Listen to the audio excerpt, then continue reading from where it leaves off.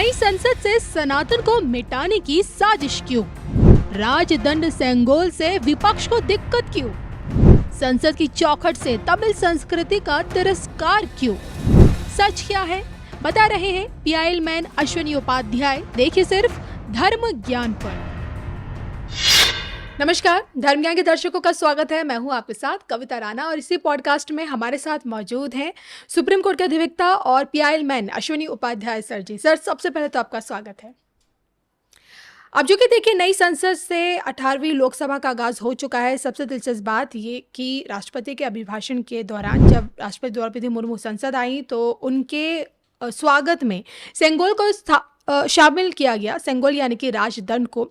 और जैसे ही राजदंड को उसकी जगह पर वापस रखा गया तो विपक्षी पार्टियों की आंख में वही राजदंड यानी कि सेंगोल खटकने लगा। आलम यह है कि समाजवादी पार्टी के जो सांसद हैं, जो कि बरेली से जीत के आए हैं, उन्होंने बकायदा चिट्ठी लिख संसद से सेंगोल को हटाए जाने की मांग कर दी है। जी हाँ, राजदंड जो कि तमिल संस्कृति का, भारत की सनातन परंपरा संस्कृति का जो सबसे बड़ा प्रतीक है सेंगोल, उसे संसद से हटाए जाने की मांग ने एक बार फिर इस पे सियासी जंग छेड़ दी है। इसी पर चर्चा करने के लिए आज हमारे साथ है अश्विनी जी। और मैं सर आपसे जानना चाहूँगी, ये मांग कितनी वाजिब है? ये बेकार की मांग है। मैं देख रहा था, वो कह रहे हैं कि जी सेंगोल को हटा दो, संविधान को वहाँ रख दो। देश तो संविधान से चलता है, तर्क ये दे रहे हैं। हाँ। मुझे लगा शायद उनको पहली बार आए हैं या उनको पता ही नहीं है। भारत की संसद में ओरिजिनल संविधान रखा हुआ। ये ओरिजिनल संविधान नहीं है, ये तो किसी कंपनी के द्वारा छापा गया संविधान है। भारत के संविधान में, संसद में वो संविधान रखा है बाकायदा जो हाथ से लिखा हुआ है। भारत के संसद में वो संविधान रखा हुआ है जिसपे सबने अपने अपने पेन से सिग्नेचर किया हुआ है। भारत के संसद में वो संविधान रखा हुआ है जिसपे भगवान राम का चित्र है, भगवान कृष्ण का चित्र है, भगवान नटराज का चित्र है, जिसपे हनुमान जी का चित्र है, जिसपे गुरुकुल बना हुआ है। वो संविधान रखा हुआ है। भारत के संसद में वो संविधान रखा हुआ है जिसपे छत्रपति शिवाजी महाराज की फोटो है, गुरु गोविंद सिंह की फोटो है, जिसमें झांसी की रानी की फोटो है, नेताजी सुभाष चंद्र बोस की फोटो है। वो रखा हुआ है भारत के संसद में। इसलिए ओरिजिनल संविधान जहां रखा हुआ है वहां बाद वाले छापे हुए संविधान रखने की क्या, और एक संविधान जब ओरिजिनल रख दिया तो फिर डुप्लीकेट संविधान वहां रखने की क्या जरूरत है? कोई मतलब ही नहीं होता। मैं आप जिस संविधान की बात कर रहे हैं, क्या वही संविधान इन दिनों राहुल गांधी अपनी पॉकेट में लेकर घूम रहे हो? जो पॉकेट संविधान वो हर जगह दिखा नहीं, वो पॉकेट वाला तो आज वाला है।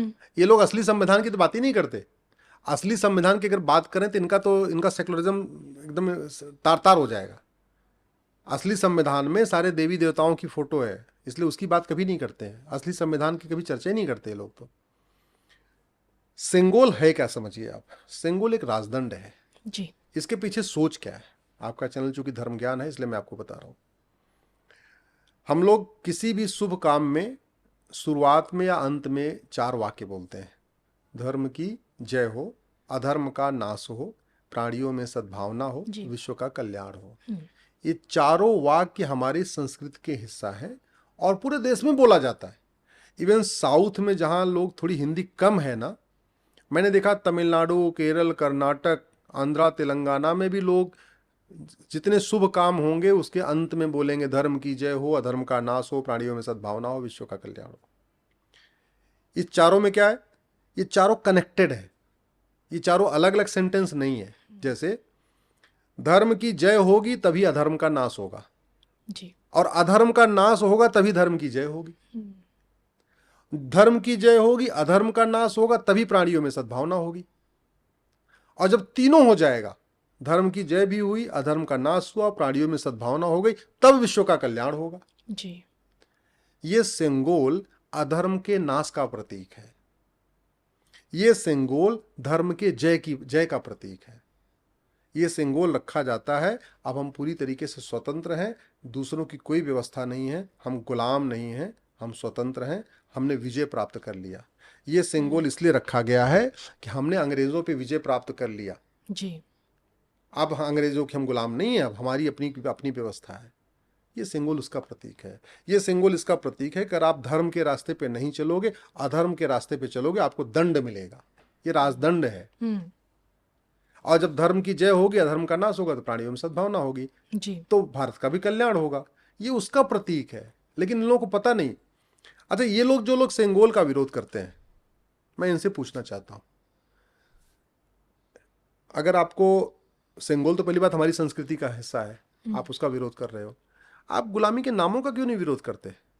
ये कांग्रेस के लोग या सपा के लोग या जो इंडिया और बाकी लोग हैं, इनको आपने कभी ये सुना कि भाई ये दिल्ली भारत की राजधानी है, तो भारत की राजधानी में गुलामों के नाम पे कोई सड़क मोहल्ला गली नहीं होना चाहिए?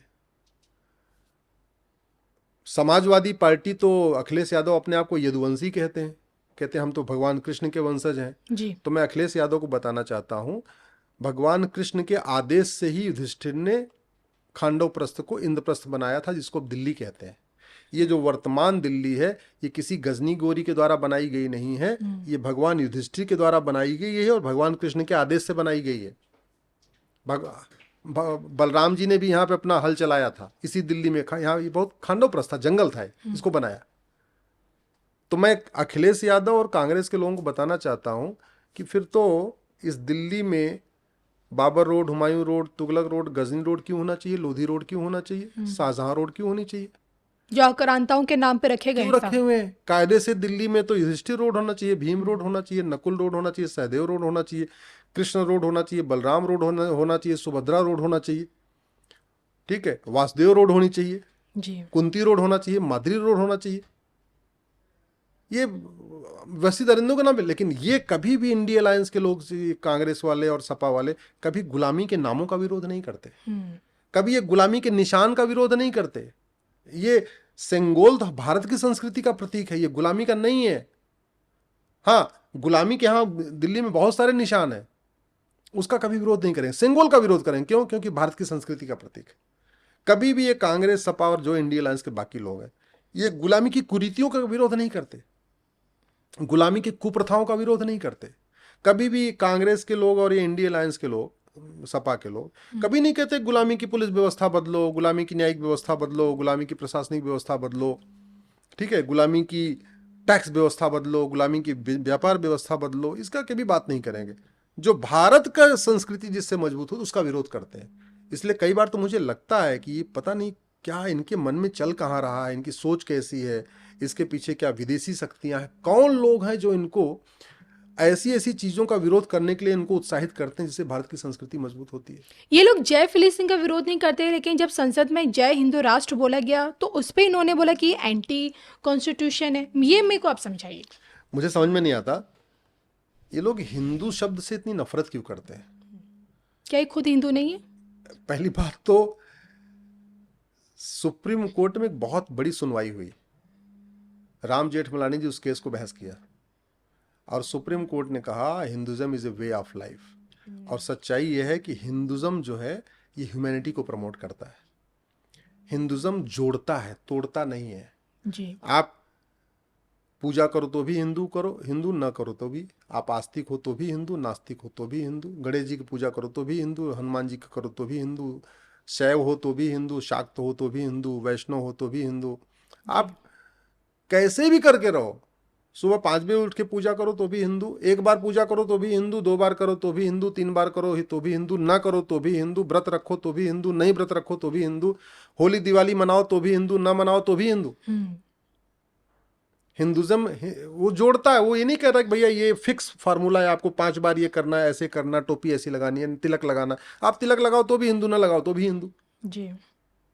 इसमें बहुत लंबी चर्चा हुई थी और सुप्रीम कोर्ट ने कहा कि भैया आप हिंदुज्म को बाकी रिलीजन से कंपेयर मत करो। लेकिन ये कहेंगे सर्वपंथ संभाव, काय का संपर्क, हिंदुज्म जैसा कोई धर्म ही नहीं। हिंदुज्म वसुधैव कुटुंबकम सिखाता है, कोई और धर्म नहीं सिखाता। हिंदुज्म कहता है नारी तू नारायणी, जहां नारी की पूजा होगी, नारी वो नारायणी है, वो उसकी पूजा होनी चाहिए। बाकियों में तो महिलाओं को पूजा करने का अधिकार ही नहीं है, उनकी महिलाओं की पूजा कहां से होगी? पूजा शक्ति को कहीं नहीं पूजा किया अन्य धर्मों में। दुनिया में 1100 रिलीजन है, कहीं पे भी फीमेल गॉडेस नहीं है, सारे मेल गॉडेस, सारे मेल मेल मेल मेल, कोई फीमेल का कॉन्सेप्ट ही नहीं है वहां पे। तो हिंदुज्म कहता है कि सर्वमंगल मांगल्य शिव सर्वार्थ साधिके। बाकी तो बाकी रिलीजन केवल अपनी अपनी बात करते हैं। हिंदुज्म कहता है धर्म की जय हो, बाकी रिलीजन कहते हैं केवल हमारे रिलीजन की जय हो जी। हिंदुज्म कहता है अधर्म का नाश हो, बाकी रिलीजन कहते हैं जो हमको ना माने उसका नाश हो जाए जी। हिंदुज्म कहता है कि प्राणियों में सद्भावना हो, बाकी रिलीजन कहते हैं कि जो हमारे रिलीजन के लोग हैं इसमें तो आपस में फ्रेटर्निटी होनी चाहिए, आपस में सद्भावना होनी चाहिए, दूसरों से नफरत करो। तो इसलिए हिंदुज्म से, और इसके बावजूद हिंदुज्म के लोग हिंदुज्म के विरोध में बोलते हैं, विदेशी कुरीतियों के खिलाफ नहीं करते, कभी हलाला मुता मिस्यार के खिलाफ लोग नहीं बोलते, तहर्रुस के खिलाफ नहीं बोलते, तलाके हसन तलाके बाइन तलाके किनाया से कितनी हजारों बेटियों का भविष्य बर्बाद हो रहा है उसके खिलाफ नहीं बोलते, कभी कुरीतियों के खिलाफ नहीं बोलते, कुप्रथाओं के खिलाफ नहीं बोलते। लेकिन बोलेंगे तो जो सनातन संस्कृति के प्रतीक हैं, सेंगोल का विरोध करेंगे, हिंदू धर्म का विरोध करेंगे, जय श्री राम का विरोध करेंगे, जय हिंदू राष्ट्र का विरोध करेंगे। मुझे लग रहा है कि इन्हीं विरोधियों को सबक किस प्रकार से सिखाया जा सकता है कानून के दायरे में? देखो, मेरा तो ये मानना है कि सबसे पहले, जैसे अभी पार्लियामेंट में एक प्रस्ताव आया कि इमरजेंसी इलीगल है ना। जब इमरजेंसी इलीगल है, मैं इसको थोड़ा आम जनता की भाषा में बताता हूँ जी। अगर ये तय हो गया कि ये जो आपका ऑफिस है ये जिस जमीन पे बना है ये जमीन ही इलीगल है, तो अगर ये जहां ऑफिस बना है जब जमीन इलीगल है तो फिर तो आपका ऑफिस भी इलीगल हो गया, क्योंकि इलीगल जमीन पे बना तो जो स्ट्रक्चर है वो भी इलीगल हो गया। तो ऐसे ही अगर इमरजेंसी इलीगल है तो इमरजेंसी में द्वारा किए गए सारे काम भी इलीगल है। इमरजेंसी के दौरान जो संविधान में शब्द बदला गया, संविधान बदला गया, वो भी इलीगल है। इमरजेंसी के दौरान संविधान में जो प्रीएम्बल बदल दिया और प्रीएम्बल में सोशलिस्ट सेकुलर शब्द जोड़ा, वो भी इलीगल है। मेरा ये मानना है कि जैसे एक प्रस्ताव आया है कि इमरजेंसी इलीगल है, वैसे एक और प्रस्ताव आना चाहिए पार्लियामेंट में, इमरजेंसी के दौरान संविधान में जितने संशोधन किए गए ये सारे नल एंड वाइड हैं, सारे वापस हो जाएंगे। इसका मतलब प्रीएम्बल में जो सेकुलर शब्द है वो बाहर हो जाएगा, प्रीएम्बल में जो सोशलिस्ट शब्द है वो बाहर हो जाएगा, इसकी कोई जरूरत भी नहीं है। वैसे हमने इसको चैलेंज किया हुआ है, विष्णु जैन जी ने चैलेंज किया हुआ है, इस जो संविधान के प्रीएम्बल में बदलाव हुआ इमरजेंसी के दौरान, मैंने भी चैलेंज किया है, सुब्रमण्यम स्वामी जी ने चैलेंज किया हुआ है। हम 3 लोग इसके सुप्रीम कोर्ट में इसकी लड़ाई लड़ रहे हैं। लेकिन कोर्ट में केवल सारा काम हम कोर्ट में क्यों करें? पार्लियामेंट इसी काम के लिए बनी होती है ना, इलीगल काम को इलीगल घोषित करने के लिए पार्लियामेंट है। हर इलीगल काम को सुप्रीम कोर्ट में चैलेंज करके उसको इलीगल घोषित करना आवश्यक नहीं है। पार्लियामेंट भी इसीलिए बनी हुई है। पार्लियामेंट केवल तू मैं करने के लिए थोड़ी है, आरोप प्रत्यारोप के लिए थोड़ी है, नूरा कुश्ती के लिए थोड़ी है। पार्लियामेंट केवल बतौलेबाजी करने के लिए थोड़ी है। पार्लियामेंट ऐसे कामों के लिए होती है। मेरा ये मानना है कि पार्लियामेंट में प्रस्ताव आना चाहिए कि जो संविधान में संशोधन किया गया, 42वां संविधान संशोधन, जिसके अंतर्गत भारत के सोशलिस्ट सेकुलर शब्द जोड़ा, इसको भी निकाल दिया जाए। धर्म को डिफाइन कर दिया जाए, धर्म क्या है, रिलीजन क्या है, उसको डिफाइन कर दिया जाए जी। एक भारत में सिटीजनशिप एक्ट बनाया जाए और सिटीजनशिप एक्ट में बना के सीधे सीधे उसमें कह दिया जाए कि जो संविधान को मानेगा वो भारतीय कहलाएगा, जो संविधान को नहीं मानेगा उसकी भारत की नागरिकता खत्म हो जाएगी। लेकिन मुमकिन कैसा है? 400 सीटें तो है ही नहीं। देखिए, एक बार मेरा ये मानना, ट्राई तो करना चाहिए। जो विरोध करेगा एक्सपोज होगा। विरोध करेंगे तो बोलेंगे वो कि भाई आप तो संविधान बदलने की भाई कोशिश कर रहे हम हैं। संविधान, हम तो ये कह रहे हैं कविता जी, एक कानून बने सिटीजनशिप एक्ट और उसमें ये लिखा जाए कि संविधान के प्रीएम्बल में जो शब्द लिखे हैं, equality, justice, liberty, fraternity, unity, national integration, ये शब्द लिखे हुए हैं। जो रिलीजन इक्वलिटी को मानेगा, जो व्यक्ति इक्वलिटी मानेगा और उसका बिलीफ भी इक्वलिटी वाला होगा, वो तो नागरिक कहलाएगा, भारतीय नहीं तो नहीं कहलाएगा। तो बहुत सारे ऐसे भी रिलीजन हैं भारत में जो उसके फॉलोअर यहाँ रहते हैं जो इक्वलिटी को नहीं मानते, सबको एक समान नहीं मानते, महिला पुरुष को एक समान नहीं मानते, हिंदू जैन बौद्ध सिख आपस में सबको एक समान नहीं मानते। ऐसे भारत में रिलीजन हैं जो वसुधैव कुटुंबकम को नहीं मानते, जो नारी तू नारायणी नहीं मानते। ऐसे रिलीजन हैं भारत में जो सर्वमंगल मांगल्य नहीं मानते। ऐसे रिलीजन हैं भारत में जो संविधान के प्रीएम्बल में शब्द हैं फ्रेटर्निटी, भाईचारा, नहीं मानते, सर्वोपन संभाव नहीं मानते। ऐसे भी रिलीजन है जो नेशनल इंटीग्रेशन को नहीं मानते, उनके लिए राष्ट्र प्रथम का कॉन्सेप्ट ही नहीं है। तो ऐसे लोगों को जो न भारत को मानते हैं, न भारत की संस्कृति को मानते हैं, जो भारत की परंपरा को मानते हैं, जो भारत के ज्ञान विज्ञान को मानते हैं, जो भारत की दर्शन को मानते हैं, उनको भारतीय क्यों कहा जाए? बाहर का राजा दिखा देना चाहिए। हम कहते हैं भारत में रहें भी तो उनको नागरिकता क्यों मिले? भाई रहते रहे, जैसे बांग्लादेशी रहते हैं, घुसपैठिए रहते हैं, वो भी रहते रहें, खाएं पिए रहें, अपना उम्र पूरी करके जाएं ऊपर, लेकिन उनका नाम ऑफिशियली उनको भारत की नागरिकता क्यों मिलनी चाहिए? उनका वोटिंग का राइट खत्म होना चाहिए, उनको सिटीजनशिप खत्म होनी चाहिए, नहीं मिलना चाहिए मेरे हिसाब से। तो बाकी इस पे एक बहुत गंभीर चर्चा की बात है कि क्या उस व्यक्ति को भारतीय माना जा सकता है जो न भारत को मानता है, न भारत की संस्कृति को मानता है, न भारत की परंपरा को मानता है, न भारत के ज्ञान विज्ञान को मानता है, न वंदे मातरम को मानता है, न भारत माता की जय बोलता है। लेकिन खुद के बनाए नकली संविधान को क्या जरूर मानता ऐसे है। व्यक्ति को भारत की नागरिकता दी जा सकती है जो राम को नहीं मानता, कृष्ण को नहीं मानता, हमारे महावीर को नहीं मानता, हमारे गौतम बुद्ध को नहीं मानता? क्या उनको भी दी जा सकती है? इस पे चर्चा की जरूरत है। सर, इसी कड़ी में बस मैं आपसे जानना चाहूँगी, आप पेशे से वकील भी हैं और पेशे से राजनीतिज्ञ भी हैं। संसद के रास्ते क्या 400 सीट ना लाकर भी पीएम मोदी जी से जो उम्मीद है, हिंदू राष्ट्र का रास्ता निकाला जा सकता है संसद के रास्ते? मेरा ऐसा मानना है कि ऐसी कोई समस्या नहीं है जिसका समाधान नहीं हो सकता। बहुत तरीके होते हैं काम करने के लिए। जहाँ तक हिंदू राष्ट्र की बात है, हिंदू राष्ट्र है क्या? हिंदू राष्ट्र का मतलब सब नर करें परस्पर प्रीति, चलें स्वधर्म निरसुत नीति। सब परस्पर प्रीति से रहते हैं, अपने अपने स्वधर्म का पालन करते हैं।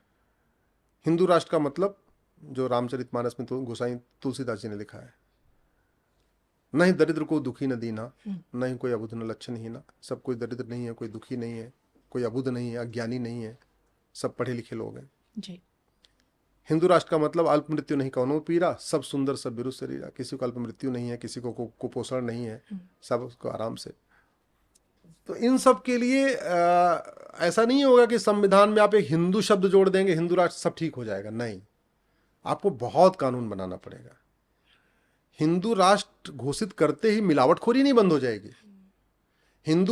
आप संविधान में कह देंगे भाई हिंदू राष्ट्र है, हिंदू राष्ट्र घोषित करते ही घूसखोरी, कमीशनखोरी, दलाली बंद नहीं हो जाएगी। हिंदू राष्ट्र घोषित करते ही कालाबाजारी, जमाखोरी, मुनाफाखोरी, मिलावटखोरी नहीं बंद हो जाएगी। हिंदू राष्ट्र घोषित करते ही यहाँ पे जो जनसंख्या विस्फोट हो रहा है वो नहीं रुकेगा। हिंदू राष्ट्र घोषित करते ही घुसपैठिए नहीं भाग जाएंगे। हिंदू राष्ट्र घोषित करते ही धर्मांतरण नहीं रुक जाएगा। फिर इसकी मांग क्यों?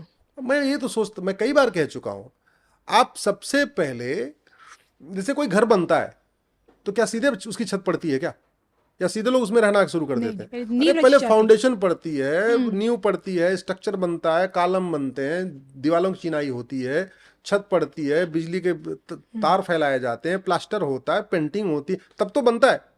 उसकी लोग चर्चा नहीं करते। इसलिए मैं कह रहा हूं, पहले कठोर कानून बनाइए, घुसपैठियों को निकालिए, धर्मांतरण को रोकिए, जनसंख्या विस्फोट को रोकिए, लोगों को कम से कम शुद्ध हवा तो मिलना शुरू हो जाए। Air pollution, water pollution, noise pollution का मूल कारण जनसंख्या विस्फोट है। जल जंगल जमीन की समस्या का मूल कारण जनसंख्या विस्फोट है। लोगों को शुद्ध दूध नहीं मिल पा रहा है, दूध की डिमांड ज्यादा है, सप्लाई कम है, क्यों? मूल कारण है जनसंख्या विस्फोट। शुद्ध सब्जी नहीं मिल पा रही है, क्यों? डिमांड ज्यादा है, सप्लाई कम है, क्या? मूल कारण क्या है? जनसंख्या विस्फोट। तो पहले लोगों को जो इन पे कानून बनाने की जरूरत है। पहले मैंने कहा ना कि जब आपको सीधे सीधे घर नहीं बनता, कई उसमें पार्ट बनते हैं, तो सबसे पहले ऐसे कानूनों की जरूरत है। और ऐसे कानून के लिए 400 पार नहीं चाहिए, ऐसे कानून के लिए तो सिंपल मेजॉरिटी चाहिए। चलिए सर, हमसे बातचीत करने के लिए और अपना कीमती समय हमें देने के लिए धर्मज्ञान को बहुत बहुत शुक्रिया। नमस्कार।